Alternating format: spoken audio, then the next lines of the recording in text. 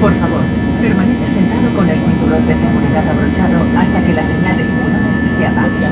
Una vez apagada la señal, te recomendamos que igualmente mantengas el cinturón de seguridad abrochado mientras estás sentado.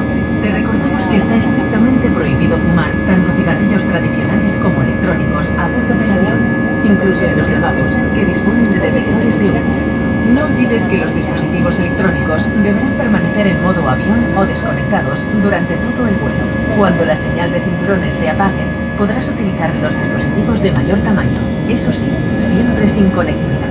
Recuerda tener cuidado cuando abras los compartimentos superiores. Please remain seated and keep your seatbelt securely fastened until the captain has turned off the seatbelt sign. Once the sign